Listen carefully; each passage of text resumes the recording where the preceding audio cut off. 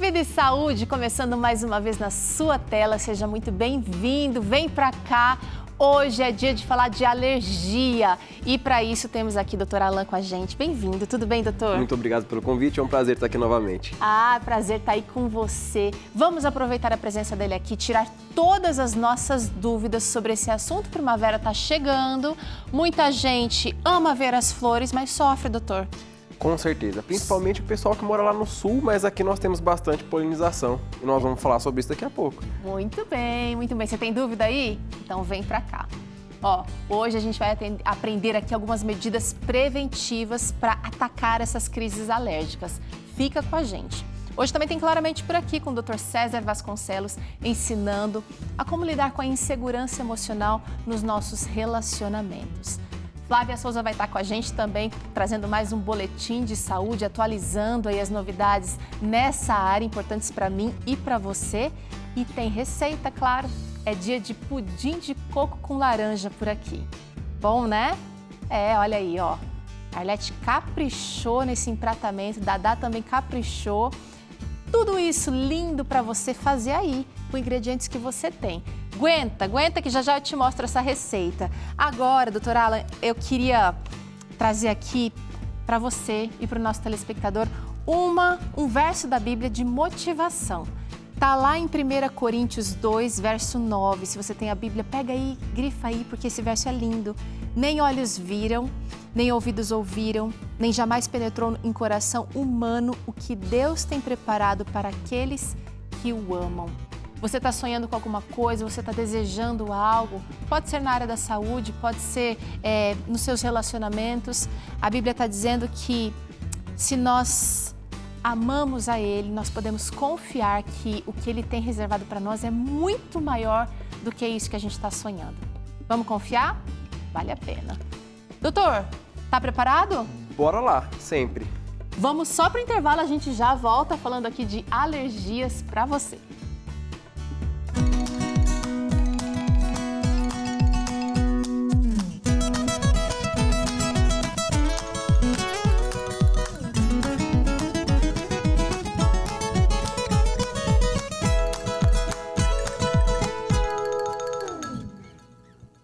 Vida e Saúde, aqui hoje falando sobre alergias. Nós temos aqui um alergista, claro, para falar sobre esse assunto. Tudo bem, doutor? Tudo bem, e com você? Tudo bem também, graças a Deus sem alergia hoje. Graças a Deus. Mas eu sou paciente aqui, eu sou candidata a paciente, porque eu sou alérgica. Você é alérgico aí?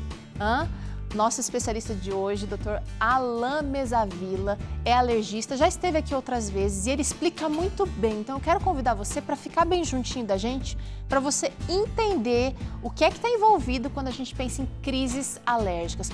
Aliás, acho que é bom a gente entender o que é uma crise alérgica, porque ela envolve várias coisas no nosso corpo, né, doutor? Com certeza. Então, como você já deve me conhecer aqui, eu gosto muito de explicar e ter uma teoria e eu puxo um pouquinho antes do que é uma alergia.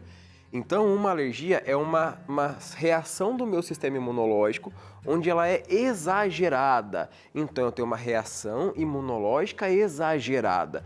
E aí, eu tenho um conceito de alergia. E as crises alérgicas, ela pode ter tanto da parte respiratória, mas ela pode ter também os outros tipos de crises. Mas hoje nós vamos focar nessa estação, onde nós estamos mais na parte respiratória mesmo. E aí, quando nós podemos falar em crises alérgicas respiratórias, a gente pode falar desde vias aéreas superiores até vias aéreas inferiores. Então eu posso ter ali, nessa animação que nós estamos vendo, que nós dentro da alergia nós temos um conceito de via aérea única. Pra gente é tudo uma coisa só. Então tanto o meu nariz está interligado com o meu pulmão, que está interligado nas minhas orelhas através da tuba auditiva e também está ligado lá no meu olho. Então quando eu tenho ali as minhas crises alérgicas, pode começar desde com espirros, coceira no nariz, coceira no olho e pode avançar ali para uma falta de ar, para uma tosse, mas isso nós vamos conversar daqui a pouco também. Muito bom, olha, a gente quer saber o que é que a galera de casa aí sente de alergia. Será que é comum para o povo? Será que eles têm mais um tipo de alergia do que outro? Vamos dar uma olhada? Nossa equipe foi para as ruas e a gente confere agora. Mudança de clima. uma boa faxina e até alguns alimentos são alguns dos fatores que podem desencadear uma reação alérgica. Segundo a Associação Brasileira de Alergia e Imunologia, cerca de 30% da população do país tem algum tipo de alergia. E eu estou aqui em São José dos Campos para descobrir qual é a alergia que o pessoal mais tem. Tenho alergia à poeira, a cheiros fortes, perfume, creme e sou intolerante à lactose também. Pó e pelo de cachorro e gato. Pó, rinite, essas coisas acaba atacando, né? A friagem acaba atacando sinusite, essas coisas. E as alergias não se limitam a essas básicas, não. Nessa busca, encontrei aqueles que não podem chegar nem perto de alguns medicamentos. O Rocefin e tudo que é sulfa. É o meprazol e o dipirona. Ter alergia faz parte, mas se cuidar também. Por isso, o pessoal está sempre atento a tudo que acontece ao redor para evitar uma reação alérgica. Eu evito perfume, evito cremes, evito comer e tomar qualquer coisa que tenha leite e só, né? O resto é as pessoas que infelizmente usam e eu acabo tendo alergia por causa das pessoas. E o pó, como que você resolve isso? Tem que passar paninho todo dia em casa, em todos os móveis, porque senão, Deus me livre. Minha mãe, ela aspira a casa todo dia e eu aspiro minha cama. E eu lavo minha sopa de cama com frequentemente. Manter a casa bem arejada, aquele potinho de água tradicional do lado para dar uma circulada no ar. Não usar tudo que venha do remédio, que eu procuro saber que tipo que tem, o produto que tem no remédio, aí eu evito, não uso de jeito nenhum. Minha gente, não é só alergia aí de tosse, de espirro, e a gente vai ver outros sintomas aqui não. A coisa pode complicar no caso de uma alergia, né, doutor? A coisa pode complicar. De todos os tipos de alergia, as coisas podem complicar e cada alergia tem seu tratamento. Eu já vi que tem bastante coisa ali que falaram de gatilhos e a gente pode explicar o que é uma alergia e o que é uma irritação também. No consultório, qual seria o tipo mais prevalente ou os tipos mais prevalentes de alergia, especialmente nessa época do ano? A gente está saindo do inverno, começando a primavera, doutor. Seria as alergias respiratórias mesmo? Sim, já nesta época ainda é das alergias respiratórias, né? A gente começa a ter a transição para um período mais quente e as doenças de pele começam a ficar um pouco mais intensas também. Mas nós ainda temos bastante crises respiratórias, né? Tanto de rinite, como de asma, como de conjuntivite alérgica e, querendo ou não, os pólens desta época do ano podem piorar muito esse quadro. Bom, vamos tentar entender quais são os sintomas que a gente pode identificar dessas crises alérgicas? Nós temos aqui alguém, olha, pode ser a sua figura aí de casa, alguém espirrando em plena natureza, doutor. Um passeio que era para ser agradável, vira um pesadelo. Tem gente que anda com o antialérgico na bolsa e alguns sintomas vão identificar essa alergia, doutor. Tosse seca. Tosse seca. A tosse, ela pode ser de algumas características quando nós estamos conversando dos quadros alérgicos. Então, elas podem ser tosses de origem da via aérea superior, onde fica gotejando a secreção lá atrás, na garganta, e aí o paciente tosse, porque aquela secreção fica pingando, incomoda a garganta e tosse. Mas até se você me permitir, eu puxaria esta tosse para baixo. Porque puxando por causa pro do meu pulmão? pulmão. Porque um dos sintomas que eu tenho na minha tosse relacionado ao quadro da asma é a tosse que acontece na criança mais durante a madrugada, 3, 4 horas da manhã, quando a criança corre e tosse, quando dá risada. E a gente pode puxar isso para o adulto também.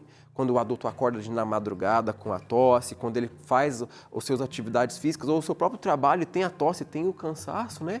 Então, a tosse da parte de baixo, o pulmonar, é uma tosse muito importante para a gente também. Agora, várias pessoas falaram ali de gatilhos, e aí você de casa está falando assim, mas não falou o meu tipo de gatilho. Por exemplo, teve gente que falou, até a Dalila começou, né? Mudança de estação, mudança de temperatura, de ambiente, pode também gerar, por exemplo, uma tosse repentina? Pode sim. Na variação de temperatura, nós temos 2 fatores principais ali. Então, primeiro, que é a própria alteração de temperatura mesmo, onde o quente para o frio ou o frio para o quente pode levar a uma irritação da pele que recobre o meu nariz por dentro e o meu pulmão também. Então, isso pode levar ali a tosses, a piora da parte respiratória. E, normalmente, nas estações, a gente sabe que aqui no Sudeste nós temos uma estação mais seca durante o inverno, mas no Sul já temos uma estação mais úmida, o clima seco piora muito também. Tá. Então, a gente pode puxar um pouco ali para as variações das estações e variações climáticas também com a umidade relativa do ar. Muito bem, você que vive aí, que tem que trabalhar, né, num ambiente mais fechado, aí vai ter essa alteração, às vezes, do ar-condicionado, né, para o ambiente externo, e aí Com certeza. pode gerar. Outro sintoma, doutor, irritação nos olhos. Vou trazer aqui perto dos olhos. Ótimo. Coceira, vermelhidão. Sensação de areia no olho, né? Então a gente tem ali a irritação que também pode ser tanto por um alérgeno, lembrando que o alérgeno é o agente que causa a alergia. Então eu posso vir ali tanto por um alérgeno que pode tocar na conjuntiva do olho e dar a reação alérgica, né? Ou Esse agente poderia ser o pólen, a poeira, o pelinho de gato. A poeira, o pelo de gato, mas é diferente dos produtos químicos. Que os produtos químicos, o cheiro forte, ele não desencadeia mecanismo alérgico, e sim mecanismo irritativo. A partícula chega ali e irrita, mas não tem mecanismo alérgico de liberação de substâncias alérgicas que vão fazer com que essas reações venham. Tá. Então, o contato nessa região, associado ao clima seco, também pode levar a maior coceira. E aí, a gente traz outro sintoma aqui relacionado aos olhos, que seria a conjuntivite, que é uma inflamação. A conjuntivite justamente é uma inflamação da conjuntiva. Conjuntiva é a pele que recobre tanto o olho por dentro, pode ser tanto a parte ali branca, mas ela também vai recobrir a pálpebra e tudo isso. Então nós temos vários tipos de conjuntivite, desde conjuntivites alérgicas, conjuntivites bacterianas, virais e as conjuntivites irritativas. Então temos vários tipos. Nesta época, os pólens fazem com que as minhas conjuntivites alérgicas, elas fiquem um pouco mais atiçadas, coça mais por causa do olho e tem que tratar sim. As conjuntivites crônicas, elas devem ser tratadas para não levar a alteração no olho, úlcera de córnea. Tem pacientes que até podem perder a visão. Risco, gente, risco. Agora vamos para outros sintomas bastante incômodos, como o nariz entupido e também vou trazer aqui a coriza, doutor, porque estão relacionados aqui. Com certeza. Então, dois sintomas que normalmente eles estão juntos, mas que têm mecanismos diferentes. A coriza, que é o meu nariz escorrendo, é que quando eu tenho uma inflamação da pele que recobre o meu nariz por dentro, um dos mecanismos de defesa é aumentar a produção de muco. Então, por isso que sai aquela secreção hialina que a gente fala, que é aquela aguinha, que pode se piorar ou infectar e levar ali a uma secreção mais amarelada. Já a congestão nasal, que é o meu nariz entupido, é um mecanismo de defesa onde eu tenho inchaço, edema da pele que recobre o meu nariz por dentro e é um mecanismo de defesa para evitar de entrar ali os alérgenos, tanto para aumentar essa irritabilidade e evitar com que chegue ao pulmão também.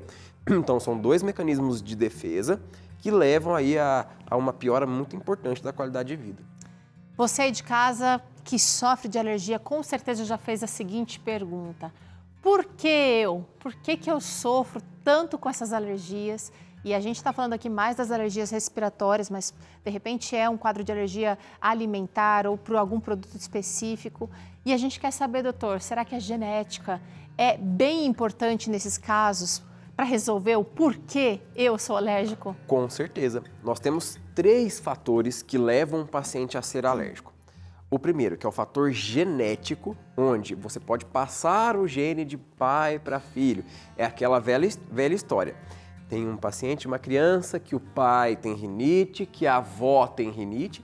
Então, a gente tem esse fator genético de transmissão de genes mesmo. Tem o fator individual, que é a predisposição do indivíduo mesmo em reconhecer, em ser mais ativo e a exposição do ambiente.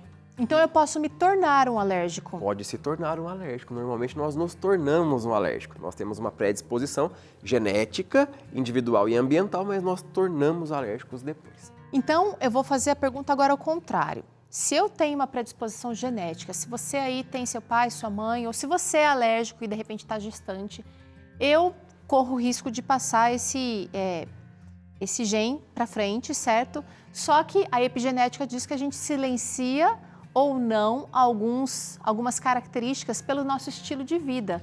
É verdade também no caso de alergias? É verdade, sim. Tanto na gestação como no próprio parto. Então, na gestação, se a gente tem uma flora intestinal legal, olha a diferença. Nós estamos falando de alergia de gestante de flora intestinal. Que bacana. Se eu tenho uma flora intestinal adequada, eu tenho melhorias tanto para a mãe como para o bebê. Então, estudos... Lembrando que a alergia tem tudo a ver com imunidade. Tudo a ver com imunidade. Isso é importante. Isso. Então, tem estudos que mostram que algumas cepas que ainda estão em estudo, ainda não está para comercialização, os estudos mostram que tem diminuição, sim, da criança se tornar alérgico pela nossa flora intestinal. Associado ao estilo de vida, não ter tabagismo, uma alimentação adequada, isso tudo ajuda ali o paciente a ser menos alérgico. E o parto vaginal, ele é importantíssimo na prevenção da criança se tornar alérgica.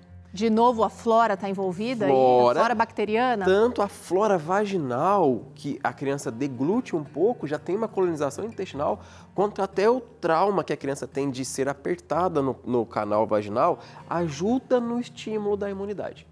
Olha que bacana. Puxando um pouquinho depois, a amamentação é importantíssima. Fecha todo um mecanismo para melhora e não ter alergias. Doutor, quando o senhor fala assim, dessa maneira tão completa, é impossível não notar a ação de Deus e também a intenção dele de que a gente viva melhor se a gente usar aquilo que é natural, mais natural, o próprio nascimento. Com certeza, o próprio nascimento. Caramba, que lindo. E a gente vê não só na alergia, mas em todas as especialidades, o parto vaginal previne e ajuda muitas doenças. Bacana? Bom, né? Agora eu quero saber outra coisa. Se a gente tem todos esses sintomas aqui durante o dia, enquanto a gente está passeando, trabalhando e tudo mais, à noite a coisa pode piorar, certo? Porque dormir com o nariz entupido ou com alguma coceira na garganta é uma luta. A garganta fica muito mais seca quando a gente dorme, por exemplo, com a boca aberta, porque não está conseguindo respirar pelo nariz. Perfeito. Vai atrapalhar meu sono. Vai atrapalhar o sono, com certeza. E o sono ele é muito importante, tanto para a melhora do quadro alérgico e imunológico, como para as outras funcionalidades que nós temos. Então, se a gente for trazer lá, e se você me perguntar o porquê que tudo piora à noite. Por quê? Por que o meu filho tem mais febre à noite? Por que eu tosso mais à noite? Por que meu corpo dói mais à noite? Porque nós produzimos corticoide, que é um anti-inflamatório que nós produzimos e que nós temos um ciclo circadiano. O que é isso? Ele tem um pico de produção e ele tem um decréscimo, ele cai. Porque se a gente tivesse muito corticoide na hora de dormir, a gente não conseguia descansar, não conseguia desligar. Então ele começa a cair quando o sol vai escurecendo, em torno ali de 6, 7 horas, e onde ele está mais baixo é em torno de 3, 4 horas da manhã. Por isso que os quadros... E agora tem pai falando assim, é por isso que minha filha começa a tossir nessa hora, 3 da manhã. Por isso que começa a tossir. Por quê? Porque eu paro de produzir o meu anti-inflamatório natural e uma tosse da asma onde meu pulmão está sensível, aquela inflamação vai piorar e meu pulmão vai fechar. Aí o que eu faço para tentar abrir meu pulmão? Eu tuço, eu encho meu pé de ar, é um esforço. Prendo e solto. Então eu tento expandir o meu pulmão. Então por isso que as coisas tudo pioram à noite e atrapalhar o sono é muito ruim para o aprendizado, para também o rendimento no trabalho, para atenção. Tudo. E a gente tem que tomar muito cuidado com os antialérgicos que dão sono, porque eles não são bons pro sono. Eles fazem você pegar um sono mais rápido, mas você não consegue atingir o sono REM, que é onde você descansa. Então, evitar esses antialérgicos que dão sono. O negócio é tratar. A gente está tentando trazer isso aqui no Vida e Saúde para você, um entendimento do problema. E aí a gente precisa atacar do jeito certo. Então, quero convidar você para continuar com a gente precisa fazer um intervalo agora. Na volta, você continua aprendendo aqui vários cuidados para melhorar essas crises alérgicas. Eu sei que você tem interesse, então fica com a gente. E ainda hoje, Dr. César vem aqui te ensinar a falar sobre como lidar com a insegurança emocional nos nossos relacionamentos. Tem ainda boletim de saúde com a Flávia e a receita de pudim de coco com laranja espera por você. Até já já!